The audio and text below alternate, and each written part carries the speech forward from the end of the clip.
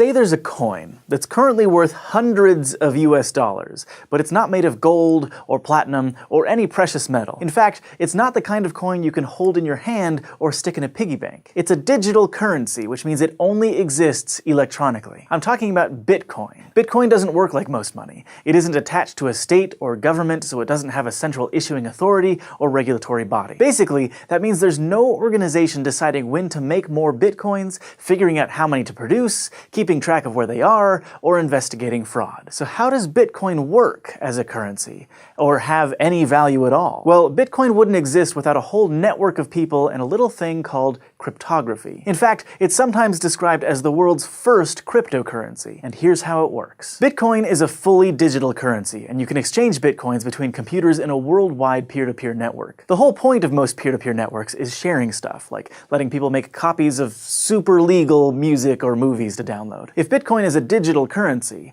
what's stopping you from making a bunch of counterfeit copies and becoming fabulously wealthy? Well, unlike an MP3 or a video file, a Bitcoin isn't a string of data that can be duplicated. A Bitcoin is actually an entry on a huge global ledger called the blockchain, for reasons we'll get to in a minute. The blockchain records every Bitcoin transaction that has ever happened, and as of late 2016, the complete ledger is about 107 gigabytes of data. So when you send someone Bitcoins, it's not like you're sending them a bunch of files. Instead, you're basically writing the exchange down on that big ledger, something like Michael sends Hank 5 Bitcoins. Now, maybe you're thinking, but wait, you said that Bitcoin doesn't have a central authority to keep track of everything. Even though the blockchain is a central record, there's no official group of people who update the ledger and keep track of everybody's money like a bank does. It's decentralized. In fact, anybody can volunteer to keep the blockchain up to date with all the new transactions, and a ton of people do. It all works because there are lots of people keeping track of the same thing to make sure all transactions are accurate. Like, imagine you're playing a game of poker with some pals, but none of you have poker chips and you left your cash at home. There's no money on the table, so a few of you get out some notebooks and start writing down who bets how much, who wins, and who loses. You don't completely trust anyone else, so everyone keeps their ledgers separately. At the end of every hand, you all compare what you've written down. That way,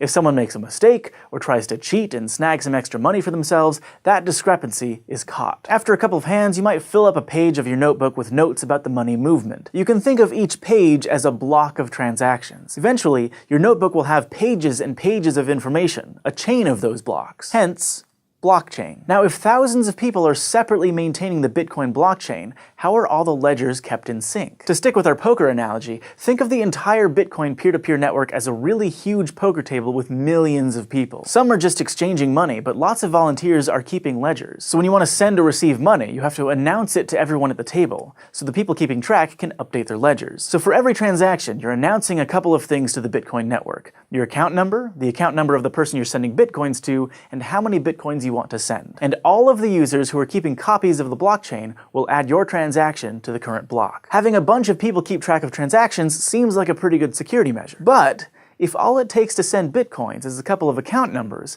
that seems like it might be a security problem. It's a huge problem with regular money. Just think of all the ways criminals try to steal other people's credit card information. And with Bitcoin, there's no central bank to notice anything weird going on to shut down fraud, like if it looked like suddenly you spent your entire life savings on beef jerky. So what's stopping Hank from pretending he's me and just sending himself all of my Bitcoins? Bitcoins are kept pretty safe thanks to cryptography, which is why it's considered a cryptocurrency. Specifically, Bitcoin stays secure because of keys, which are basically chunks of information that can be used to make mathematical guarantees about messages, like, hey, this is really from me. When you create an account on the Bitcoin network, which you might have heard called a wallet, that account is linked to two unique keys: a private key and a public key. In this case, the private key can take some data and basically mark it, also known as signing it, so that other people can verify those signatures later if they want. So let's say I want to send a message to the network that says, Michael sends 3 Bitcoins to Olivia. I sign that message using my private key, which only I have access to and nobody else can replicate. Then I send that signed message out to the Bitcoin network, and everyone can use my public key to make sure my signature checks out. That way, everyone keeping track of all the Bitcoin trading knows to add my transaction to their copy of the blockchain. In other words, if the public key works, that's proof that the message was signed by my private key and is something I wanted to send. Unlike a handwritten signature or a credit card number,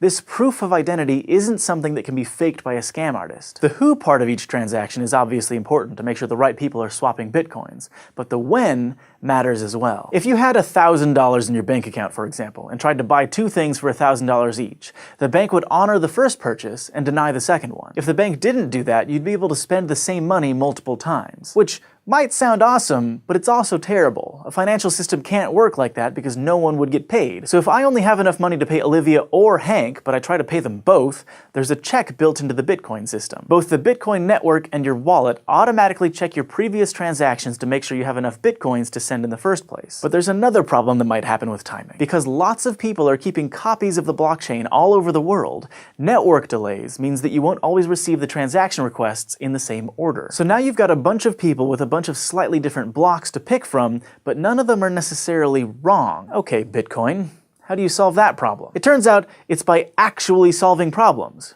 Math problems. To add a block of transactions to the chain, each person maintaining a ledger has to solve a special kind of math problem created by a cryptographic hash function. A hash function is an algorithm that takes an input of any size and turns it into an output with a fixed size. For example, let's say you had this string of numbers as your input, and our example hash function says to add all of the numbers together. So in this case, the output would be 10. What makes hash functions really good for cryptography is that when you're given an input, it's really easy to find the output, but it's really hard to take an output and figure out the original input. Even in this super simple example, there are lots of strings of numbers that add up to 10. The only way to figure out that the input was 1, 2, 3, 4 is to just guess until you get it right. Now the hash function that Bitcoin uses is called SHA-256, which stands for Secure Hash Algorithm 256-bit, and it was originally developed by the United States National Security Agency. Computers that were specifically designed to solve SHA-256 hash problems take, on average, about 10 minutes to guess the solution to each one. That means they're churning through billions and billions of guesses before they get it right. Whoever solves the hash first gets to add the next block of transactions to the blockchain,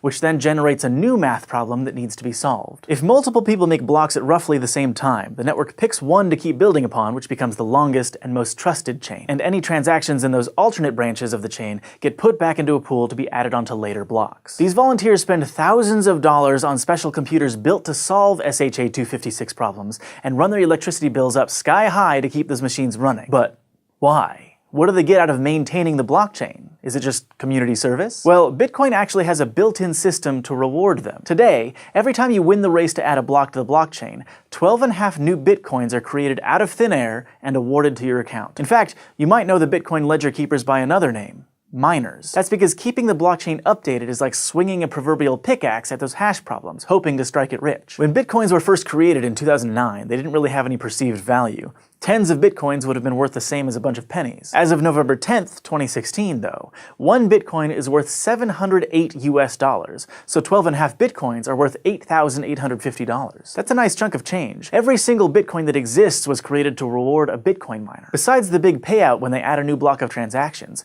miners are also essentially tipped a very small amount for each transaction they add to the ledger. It's also worth noting that every 210,000 blocks, the number of coins generated when a new block is added goes down by half. So what started as a reward of 50 Bitcoins decreased to 25, then 12.5, and it'll only be around 6 Bitcoins in a couple more years, and keep decreasing. Eventually, there will be so many transactions in a block that it'll still be worthwhile for miners to mostly be paid in tips. According to current projections, the last Bitcoin, probably around the 21 millionth coin, will be mined in the year 2140. This decreasing number of Bitcoins is actually modeled off the rate at which things like gold are dug out of the earth. And the idea is that keeping the supply of Bitcoins limited will raise their value over time. So, is investing in Bitcoin a good idea? Now that's not really a SciShow kind of question. Bitcoin is still volatile and experimental. A lot of people love it, and a lot of people think it's doomed to fail. We just think it's an interesting idea, and it makes us wonder what cryptography might do for us next. Thanks for watching this episode of SciShow, brought to you by our patrons on Patreon. If you want to help support the show, just go to patreon.com/SciShow, and don't forget to go to youtube.com/SciShow and subscribe. Quantum computers are exciting because they can carry out multiple computations at once. This won't make browsing the internet any faster, but it will, for example, let drug companies test all of the possible